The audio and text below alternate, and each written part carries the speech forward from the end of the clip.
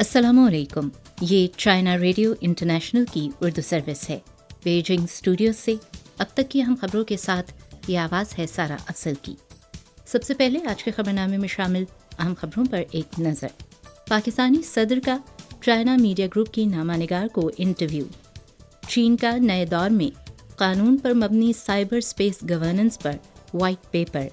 और साबिक ऑस्ट्रेलवी वज़ीर आज़म के मुताबिक ऑस्ट्रेलिया, अमेरिका और बरतानिया के माबैन जौहरी आबदोज मुआहिदा ऑस्ट्रेलिया का इस सदी का बदतरीन फैसला है। आइए जानते हैं खबरें तफसील के साथ। 15 मार्च को सदर मुमलिकत डॉक्टर आरिफ अलवी ने चाइना मीडिया ग्रुप की नामानिगार को इंटरव्यू देते हुए कहा कि वो सदर शी जिनपिंग को सदर मुंतखब होने पर मुबारकबाद पेश करते हैं। ये चीनी अवाम और कम्युनिस्ट पार्टी ऑफ चाइना का चीनी लीडरशिप पर एतमाद का इजहार है। इस चीनी लीडरशिप ने अपनी बेहतरीन आलमी साख को बरकरार रखा और बनी नौए इंसान के बेहतर मुस्तकबिल के लिए जो क़यादत फराहम की है वो बेहद अहम है। सदर शी जिनपिंग न सिर्फ चीन में तब्दीलियाँ लाए बल्कि बैरूनी दुनिया में भी अपना मुस्बत तासुर छोड़ा है। एक ऐसे वक्त में जब दुनिया में पोलराइजेशन बढ़ रही है, नए जाविये सामने आ रहे हैं और नई शराकतदारियाँ बन रही हैं। इस सूरत हाल में ऐसे मुस्तहकम सियासतदान का होना ज़रूरी है जो तमाम चीज़ों को पहचानता है, जो ताल्लुकात और दुनिया के अमन की अहमियत से वाकिफ़ है। सदर शी जिनपिंग का दोबारा मुंतखब होना दुनिया, चीन और ख़ित्ते के लिए नहायत अहमियत रखता है और वो इस बात की कदर करते हैं कि पाकिस्तान और चीन की 60-70 साला शराकतदारी मज़ीद मुस्तहकम होती जा रही है। सदर मुमलिकत डॉक्टर आरिफ अलवी ने कहा कि वन बेल्ट वन रोड का मंसूबा किसी एक मुल्क के लिए नहीं बल्कि आलमी सतह पर बाहमी फ़वाइद के लिए मुतारिफ करवाया गया है। BRI के इक़दाम को मशरिक़ बईद से वस्त एशिया और अफ्रीका तक वुसअत दी जा रही है, जबकि पाकिस्तान के पड़ोसी ममालिक को भी CPEC में शिरकत की दावत दी गई है। 16 मार्च को चीन की रियासती कौंसिल के इंफॉर्मेशन ऑफिस ने नए दौर में कानून पर मबनी साइबर स्पेस गवर्नेंस के उन्वान से वाइट पेपर जारी किया, जिसमें चीन के नेटवर्क कानून की हुक्मरानी की तामीर को जामे तौर पर मुतारिफ करवाया गया है और इस सिलसिले में चीन के तजर्बे और तर्ज अमल का इश्तराक किया गया है। वाइट पेपर में निशानदही की गई है कि चीन ने आलमी इन्फॉर्मेटाइजेशन की तरक्की के उमूमी रुझान की रोशनी में इंटरनेट डेवलपमेंट प्रैक्टिस की बुनियाद पर नेटवर्क के शोबे में 140 से ज़ायद कवानीन और ज़वाबित मुरतब किए हैं, जो नेटवर्क पावर की तामीर के लिए एक मजबूत इदाराजाती कानूनी ज़मानत फराहम करते हैं। चीन कानून पर मबनी साइबर स्पेस गवर्नेंस के सिलसिले में बैनुल-अक़वामी तबादले और ताउन को अमली तौर पर अंजाम देता आया है। आज़ादी, मुकम्मल मसावत और बाहमी एहतराम के उसूल पर अमल पैरा रहते हुए आलमी नेटवर्क गवर्नेंस सिस्टम की इस्तिलाहात में मुश्तरका तौर पर हिस्सा लेने, नीज़ इंटरनेट की तरक्की के मौक़े और कामयाबियों के आलमी इश्तराक को फ़रोग़ देने और साइबर स्पेस के हमनसीब माशरे की तश्कील के लिए दूसरे ममालिक के साथ मिलकर काम करने का ख़्वाहां है।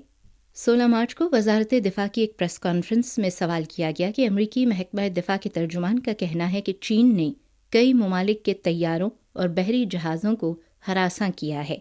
अमरीका, फ़िलिपाइन, ऑस्ट्रेलिया और जापान समेत अपने इत्तेहादियों के साथ दो तरफ़ा और कसीर जहत ताउन को वुसअत देने के लिए पुरअज़्म है ताकि बैनुल-अक़वामी समुंदरी और फ़ज़ाई रस्तों को खुला रखा जा सके। इस हवाले से चीन का क्या कहना है? वज़ारत दिफ़ा के तर्जुमान सीनियर कर्नल तेन खिलफी ने कहा कि हम अमरीका के इस बयान की शदीद मुखालफत करते हैं।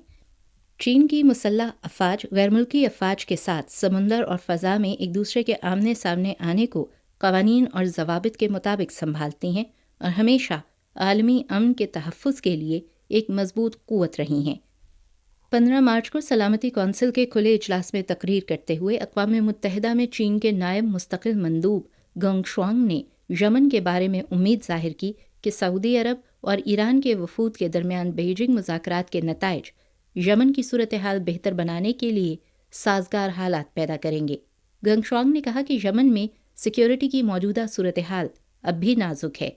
चीन ने तनाज़े के तमाम फरीकों से पुरअमन रहने, तहम्मुल से काम लेने, बाहमी एतमाद को नुकसान पहुंचाने और तनाव पैदा करने वाले इक़दामात से गुरेज का मुतालबा किया।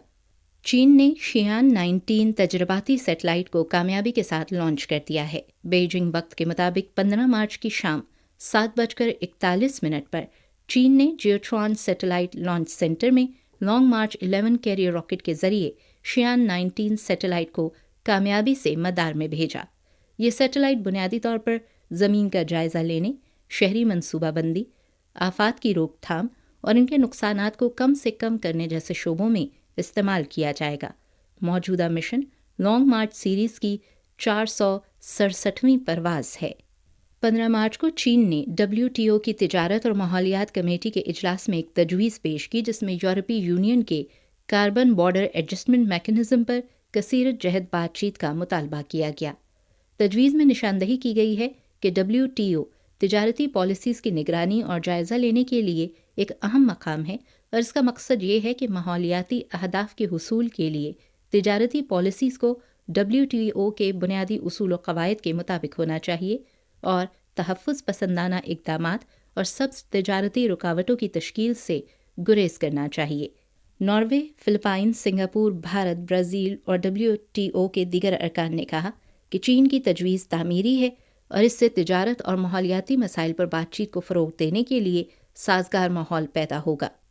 15 मार्च को ऑस्ट्रेलिया के साबिक़ वज़ीर-ए-आज़म पॉल केटिंग ने कहा कि ऑस्ट्रेलिया, अमरीका और बरतानिया के माबैन जौहरी आबदोज़ ताउन का मुआहिदा एक सदी में ऑस्ट्रेलवी हुकूमत का बदतरीन फ़ैसला है, जो ऑस्ट्रेलिया के अपने मफादात और इलाकाई सलामती के लिए साजगार नहीं है।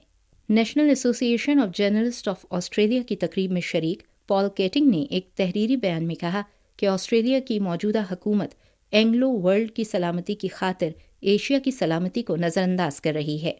केटिंग का कहना था कि ऑस्ट्रेलिया की जानिब से फ्रांस के आबदोज़ प्रोग्राम को तर्क करके अमरीका से जौहरी आबदोज़ें ख़रीदना न सिर्फ महंगा सौदा था, बल्कि जल्दबाजी में किया गया फ़ैसला भी था, जिसके बारे में अच्छी तरह से सोचा नहीं गया था। उन्होंने मज़ीद कहा कि चीन पर काबू पाने के लिए जौहरी आबदोज़ें बनाने के लिए अरबों डॉलर खर्च करना किसी भी फरीक के लिए अच्छा नहीं है। चीन अमेरिका के लिए ख़तरा नहीं है और न ही मुस्तकबिल में होगा। 14 मार्च को बहरा अस्वद में रूसी और अमरीकी फ़ौजी तैयारों का तसादम हुआ और एक अमरीकी MQ-9 रैपर ड्रोन गिरकर तबाह हो गया। अमरीका का कहना है कि ड्रोन रूसी फ़ौजी तैयारे से टकराया था और रूसी फरीक का कहना था कि ड्रोन गैर मुस्तहकम परवाज़ की वजह से गिरा। अमरीका में रूस के सफ़ीर अंतोनोफ ने कहा कि ये ड्रोन 1700 किलोग्राम धमाका खेज़ मवाद ले जाने की सलाहियत रखता है। उनका मज़ीद कहना था कि अगर रूसी ड्रोन्स अमरीकी हुदूद में सैन फ्रांसिस्को और न्यूयॉर्क जैसे शहरों के करीब हों तो कोई भी तवक्को कर सकता है कि अमरीका क्या इक़दामात करेगा। हम अमरीका और रूस के दरमियान कोई महाज़ाराई नहीं चाहते और हम अमरीकी और रूसी अवाम के फ़ायदे के लिए अमली ताल्लुकात के फ़रोग़ की हिमायत करते हैं। अमरीकी मीडिया रिपोर्ट्स के मुताबिक रूस यूक्रेन तनाज़े से कबल अमरीका बहरा अस्वद पर निगरानी के मिशन के लिए पहले ही MQ-9 ड्रोन्स इस्तेमाल कर चुका था। 15 मार्च को बैनुल-अक़वामी दिफ़ाई और सिक्योरिटी साज़ो सामान की नुमाइश बराए 2023 जापान के सूबा चेनाकिन में शुरू हुई। 300 से ज़ायद अफराद नुमाइश सेंटर के सामने जमा हुए। जंग के लिए तैयार होने से इनकार और जंग की मुखालिफत जैसे नारे लगाते हुए उन्होंने जापान की जानिब से असलहे की तिजारत में शिद्दत लाने के ख़िलाफ़ शदीद एहतजाज किया। याद रहे कि जब से जापान ने 2014 में हथियारों की बरामदात के लिए 3 उसूल को ख़त्म किया तो जापान की असलहे की बरामदात की रफ्तार तेज़ होना शुरू हो गई। 2022 के आखिर में मंजूर की गई नई 3 सिक्योरिटी दस्तावेज़ात ने अगले 5 सालों के लिए जापान के मजमूई दिफाई अखराजात को तकरीबन 43 ट्रिलियन जापानी युआन मुकर्रर किया है। इंतहाई दिफाई अखराजात में बड़ी तादाद में हथियारों और साजो सामान की खरीदारी की लागत भी शामिल है, जो गैर मुल्की नुमाइश करंदगान की एक बड़ी तादाद को राग़िब करने की वजह बन गई है। अफवाज की तौसी को रोके के नुमाइंदे कोजी सोगेहारा ने कहा कि असलहे की तिजारत की नुमाइश जिसमें जापान फ़ाल तौर पर हिस्सा ले रहा है और फ़रोग़ दे रहा है, वो एक ऐसा अमल है जो ममालिक के माबैन तनाज़ात को फ़रोग़ देता है। ये न सिर्फ दिफाई साजो सामान की मुंतकिली के 3 उसूलों की खिलाफ वर्जी करता है, बल्कि बुनियादी तौर पर आइन के आर्टिकल 9 की भी खिलाफ वर्जी है। चाइना रेडियो इंटरनेशनल की उर्दू सर्विस के बीजिंग स्टूडियो से अब तक की अहम खबरें आपने सुनी सारा अफजल की आवाज़ में।